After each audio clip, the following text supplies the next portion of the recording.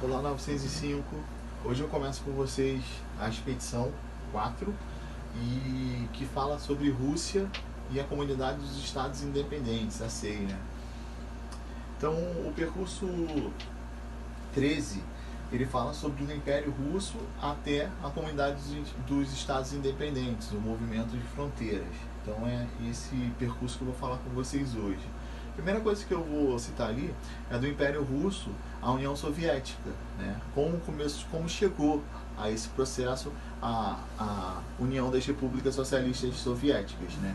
Entre os séculos XV e XVIII, né, alguns países europeus, para ser mais exato, Portugal, Espanha, Inglaterra, França e até mesmo Países Baixos, para quem não conhece Países Baixos, Holanda ou Netherlands, está em inglês, realizavam a expansão marítimo-comercial, a expansão, saindo, né, de um canto para o outro. Geralmente, quando eles começaram a fundar as colônias aqui na América, né, e feitourosas, né, entrepostos comerciais, também pegando aquela parte da África e da Ásia.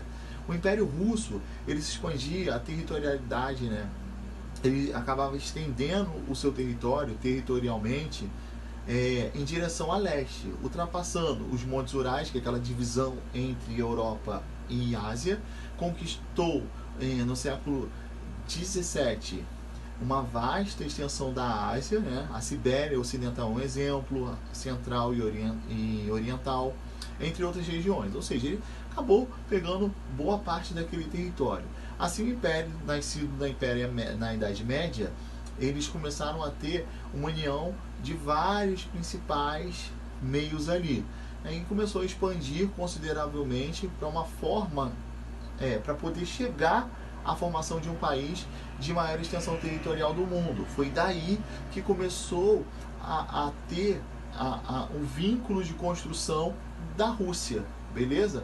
Por isso que acabou tendo o território russo, lá perto dos Montes Urais, a parte asiática e a parte europeia. Mas como eles conquistaram a maior porção na parte asiática, a Rússia hoje é o maior território voltado na Ásia. E uma pequena porção, onde está a capital Moscou, na parte europeia. Foi aí que surgiu essa expansão territorial aí e formação da Rússia. Já no século XIX, assim como os Estados Unidos, Japão já eram umas potências, né? A França, a Alemanha, a Bélgica, entre outros países, a gente pode dizer que a Rússia deu início à sua revolução industrial, né? E aí começou a ter o poder econômico, né, do neocolonialismo. E também teve o imperialismo com os moldes de outras potências, beleza? E aí o curto período de várias regiões, elas foram anexadas já no seu imenso território. Na Ásia Central, Cazaquistão e Turcomenistão, no extremo leste da Ásia. Foi fundado em 1860 o Vladivostok, é um termo alemão ou russo, né? Vladivostok, mais ou menos, que é um importante, eu quero que vocês entendam que é um importante porto marítimo e base militar da Rússia, beleza? E aí, ó, lembra do Império Russo que eu falei para vocês sobre é justamente isso aí, ó, essa expansão aí que eles foram conquistando ao decorrer do tempo, né? Principalmente no século XVIII. Cada cor aí, ó, ocorreu um período em um ano que foi de conquistas, tá? Cada cor foi um tempo. Para assegurar, né, essa posse e ter um meio de povoamento e exploração econômica dessas áreas, né, que acabaram conquistando, o Império Russo começou a fazer ferrovias, tá? E acabou fazendo duas principais, que é a Transcaucasiana e a Transiberiana. Transcaucasiana e a Transiberiana. Tudo entre 1800 e no início de 1900 foi a Transiberiana. A primeira ferrovia da parte de Moscou, ela une as margens do Rio Negro ao Mar Cáspio. Essa é a importância dessa ferrovia. A segunda também, ela sai de Moscou, vai pela Sibéria, vai por outra região, litoral do Oceano Pacífico, até pegar outras regiões. Então essas ferrovias, eu quero que vocês entendam que ela ajudou muito no controle populacional e no controle territorial nesse período do Império Russo. Então eles estavam tão querendo conquistar espaço, que eles acabaram expandindo o mais rápido possível através de rodovias e ferrovias para ajudar no povoamento meio russo aí. Aqui, ó, um dos exemplos é uma foto que mostra justamente a ferrovia que foi construída, né? Lá na Rússia vocês sabem que é muito frio, então geralmente vocês vão encontrar muitas imagens assim. A formação da União Soviética e a expansão do seu território. Apesar das transformações econômicas ocorridas da Revolução Industrial Russa, que ocorreu mais no século XIX, o país chegou ao século XX com muitos problemas. Quais seriam esses problemas? Sociais e políticos, né? No campo, as relações de trabalho, elas começavam a ser, né, permaneciam mais embasadas no modelo mais feudal e semi-feudal. Dos feudos que eles trabalhavam, vocês devem ter visto isso em história, submetendo aos camponeses, e a vida deles não era muito boa, era bem miserável. Nos centros urbanos, as indústrias começaram a crescer muito, acabou se multiplicando. E aí, mais os operários que viviam em condições desumanas por causa dos baixos salários, né, e das prolongadas jornadas de trabalho. Assim, o campo, eles viviam no meio feudal. Então, existia miséria. Aí, na parte do meio urbano, a indústria começou a ficar muito forte, começou a crescer muito rápido. Porém, as pessoas que trabalhavam para a indústria, eles trabalhavam muito e ganhavam pouco. Então, as condições também não eram muito boas. Tá, entenderam? Então, esse fato conduziu a um descontentamento da população com o regime monárquico. A população começou a ficar chateada, não gostou, porque ninguém gosta de trabalhar e receber pouco. Então, greves começaram a ter com o povo. Eles começaram a fazer. Aí foi nesse período de greve que eles derrubaram Czar, tá? Que é Nicolau II. Isso em 1917. O governo monárquico foi, né, então substituído pelos socialistas, né, que era chamado de Monteviques, que acabaram implantando uma república parlamentar. Entretanto, insistir em participar, né, nessa participação da Rússia na Primeira Guerra Mundial. Então, eles queriam que a Rússia tivesse nesse período da Primeira Guerra Mundial, que foi entre 1914 e 18. Tá? Os bolcheviques, eles acabaram perdendo o apoio da população, já que era uma guerra que causava muitos prejuízos sociais e econômicos para o próprio país, e isso abriu caminho para os socialistas, né? Os socialistas que também eram mais radicais, eles eram contra essa ideia, que eram os radicais bolcheviques, que lideraram. O nome do líder desse povo mais radical era chamado de Lenin, né? Que tomaram o poder do país em 1917, e aí já mudou o regime político. Eles ficaram bem mais rígidos. E aí uma foto, né, mostrando Lenin, que foi o líder de maior revolução ali russa naquele período, né, discursando para a população, uma foto dele.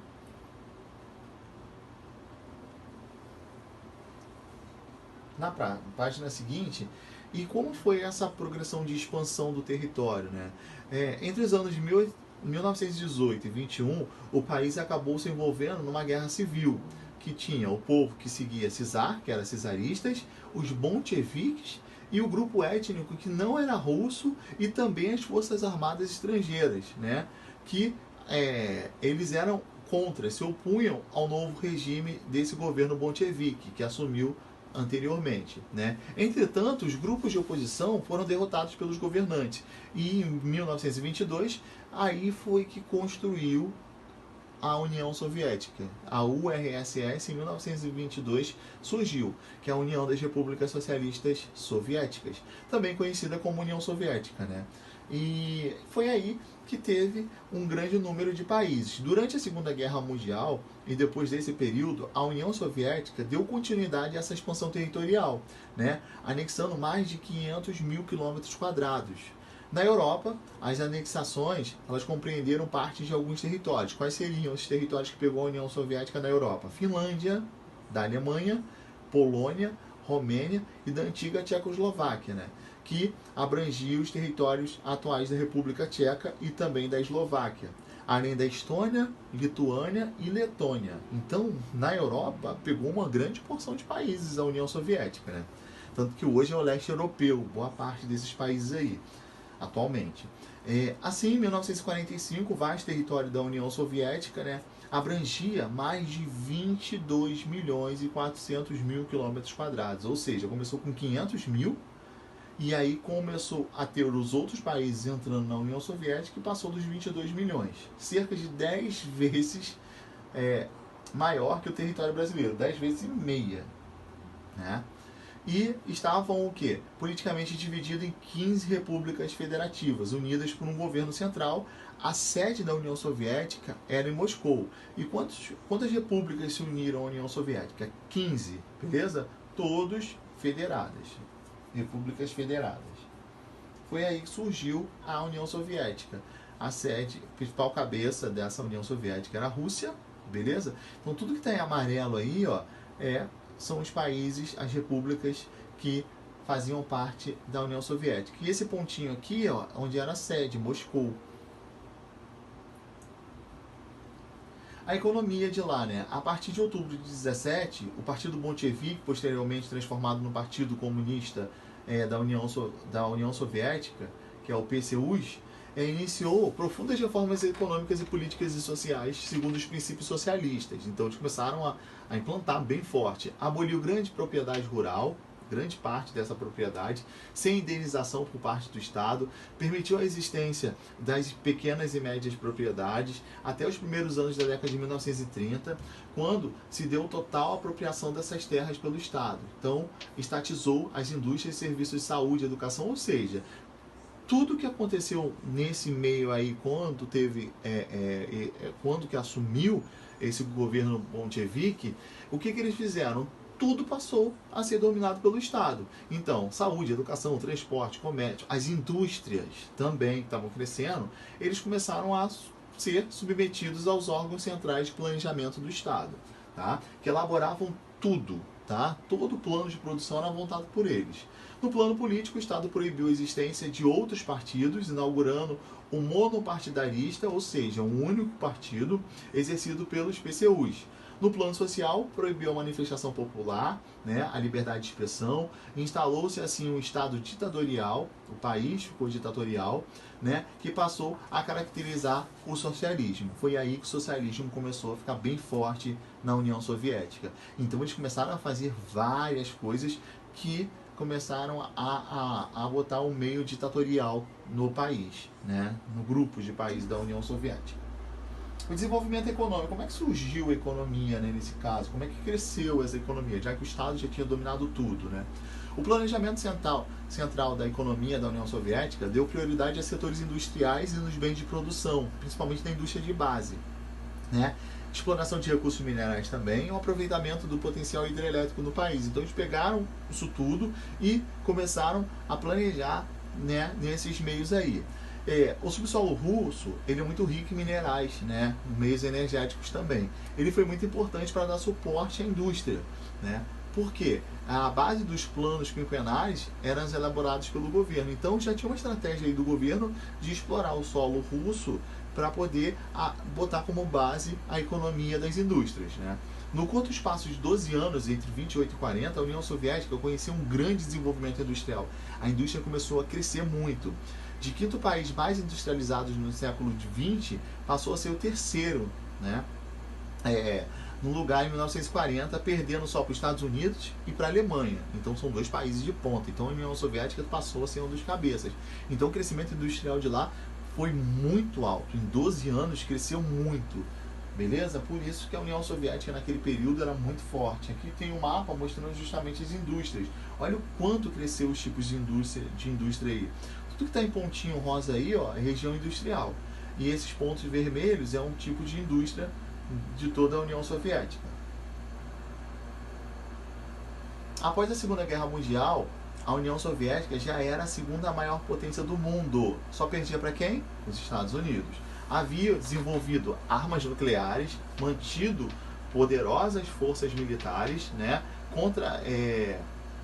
contrabalançando os Estados Unidos durante a Guerra Fria, e deu ênfase dadas às indústrias de bens de produção e também de base, né, em detrimento das indústrias de bens de consumo que era pelos dirigentes soviéticos da necessidade mais estratégicas. Além de procurar força do prestígio ao novo regime, permitia também enfrentar ameaças externas a servir de perseguições geopolíticas no Estado soviético. Então, o que a União Soviética começou a ver? Viu que a indústria cresceu, a economia começou a se elevar cada vez mais, e aí eles começaram a fazer, né, a indústria bélica, construção de armas. Foi o período que eles construíam armas até não querer mais. Porque até então, a ideia deles era passar a economia dos Estados Unidos. Aí, ó, tem uma foto mostrando esse período. E aí, galera, da União Soviética a ser, né, vários acontecimentos antecederam essa degradação da União Soviética, né, e a formação da Comunidade de Estados Independentes. A partir de agora a gente vai saber como isso aconteceu. Então, ó, os sinais da crise. Foi aí que, galera, não ficou só mil maravilhas a União Soviética. Começou a ter uma crise, né? A prioridade dada aos setores industriais de bem de produção e também de base, e principalmente a indústria bélica, que eu disse para vocês anteriormente, criou um acentuado descompasso em relação à indústria de bem de consumo. Então não estava encaminhando bem, porque eles queriam trabalhar nos dois, só que a parte bélica era muito mais forte, então acabou tendo uma desproporção. Grande parte da população soviética mostrava que não estava contente, né, com falta de produtos, não tinham roupa, não tinha geladeira, não tinha televisores, porque as indústrias não estavam construindo isso mais lá, né? Não estavam fabricando. Além disso, gênero de primeira necessidade, carne, necessidade básica, né? Trigo, leite, açúcar, ele acabava sendo escasso para a maior parte da população. E aí faltava moradia para a população, e então a população começou a ficar contra esse governo, né? Havia também um descontentamento da população em relação à falta de liberdade de expressão. Lembrando que eu falei para vocês anteriormente que ninguém poderia falar nada, né? Se fosse reclamar de algo, poderia ser preso. Então, ó, não tinha liberdade de expressão na imprensa, no teatro, no cinema, na televisão, nas escolas, ou seja, tudo era voltado pelo partido que era das PCUs, né? Além desses descontentamentos, a economia soviética começou a dar sinais de esgotamento a partir de 70. Os grandes investimentos na indústria bélica e a aeroespacial e a manutenção das tropas militares, principalmente do Pacto de Varsóvia, né, os auxílios destinados aos países socialistas, porque além disso, a União Soviética ajudava os países que seguiam o socialismo no mundo. Beleza? O grande número de burocratas no aparelho estatal e, consequentemente, a despesa no pagamento de salários, além de outras causas, começou a abalar a economia. Então teve muita coisa aí que fez que a economia de lá começasse a cair, né, a quebrar. Descontentamento da população, faltando coisas, né, coisas básicas, como a gente falou, e aí surgiu a era de Mikhail Gorbachev. Não sei se vocês já, durante o período da Guerra Fria a gente fala muito, né? Em março de 1985, após a morte do Constantin, né, Mikhail Gorbachev foi escolhido para ser o secretário-geral da PCU, do principal partido da União Soviética, o mais alto cargo no meio político governamental lá do país. Gorbachev, ele assumiu o meio, né, de uma profunda crise, porque já estava ruim a União Soviética, né, e a economia estava estagnada há muitos anos e a população não estava feliz, estava descontente. Dessa forma, o povo começou a apoiar as reformas políticas no país. E aí Gorbachev começou, né, junto com a sua equipe, a anunciar planos que o governo iria fazer. Qual foi o primeiro plano que ele teve de ideia? A Glasnost e a Perestroika. Glasnost quer dizer o quê? Transparência. Ele ia mostrar, ó, um plano de reforma nas instituições políticas, né, que previa uma abertura política na introdução do multipartidarismo. Ou seja, ele não passava a ser um partido. Então ele começou a mostrar a transparência do meio político. E também ele criou a também chamada Perestroika, que quer dizer uma reestruturação. Era uma reestruturação econômica. Então, de imediato, Mikhail Gorbachev fez duas coisas. A Glasnost, que é uma transparência política, e a Perestroika, que é uma reestruturação econômica, né, para poder ajudar, né, totalmente a população que não estava muito feliz e estava passando fome também. Uma foto dele. E aí esses impactos dessas reformas da Glasnost e Perestroika, né, teve três períodos. Primeiro, o movimento de contestação aos regimes comunistas, né, era o desejo da independência dos países socialistas do leste europeu, com o afrouxamento das relações da União Soviética, né, iniciaram uma derrubada de governos comunistas. E aí começaram a ter eleições mais livres. Então foi o primeiro momento, um movimento de contestação aos regimes comunistas. Então os países começaram a contestar esse regime. O segundo momento foi um movimento ultra-reformista da União Soviética. Ele começou em 91, tá?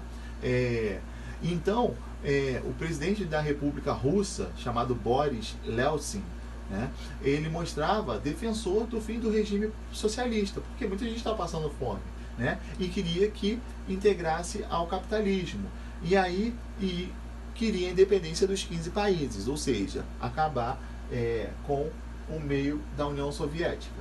E o terceiro foi o movimento de grupos mais reservadores das PCUs, né, que eles desejavam impedir as reformas de Gorbachev, né, e a manutenção do status quo, que para isso ele tentou um golpe de Estado em agosto de 1991 para desinstituir Gorbachev, mas não teve nenhum sucesso. O Gorbachev continuou no poder. Tá? Esses três movimentos que ocorreu, ele acabou tendo vários problemas para a União Soviética, beleza? Que o povo tentando derrubar. Foi aí que a União Soviética se desfez e surgiu a CEI, né, que é a Comunidade dos Estados Independentes, que em dezembro de 1991, os presidentes da Rússia, Ucrânia e Belarus assinaram um documento de formalização da CEI, né, e em 21 de dezembro desse mesmo ano, de 91, né, com a adesão das outras repúblicas, que foi oficializado em Alma-Ata, né, no Cazaquistão. Diante desses acontecimentos, não restou a Gorbachev senão renunciar. Foi aí que ele viu tudo acontecendo e renunciou. Em 25 de dezembro de 91, ele comunicou o seu afastamento. Foi aí, gente, que surgiu o fim da União Soviética, né? E do tipo do socialismo que tinha implantado na União Soviética, beleza? E desde 1917, né? Tal processo deu origem a 15 novos países independentes, sendo que desses 15, 12 ingressaram a CEI, beleza? E aí, que eu vou falar isso no próximo percurso. Quanto às fronteiras dos novos países foram mantidas, né, e vigoraram as ex-repúblicas soviéticas. Então, galera, a CEI foi uma criação de alguns países descontentes da União Soviética. Com o fim da União Soviética, eles se uniram. Dos 15 países, 12 eles ingressaram na CEI, beleza? Já até adianto os que não fizeram parte: Letônia, Lituânia e Estônia. Eles já foram direto para esse meio. Espero que tenham entendido, tá? Foi um pouquinho longo, mas qualquer coisa eu tô no grupo ali para tirar as dúvidas de vocês. Um abraço.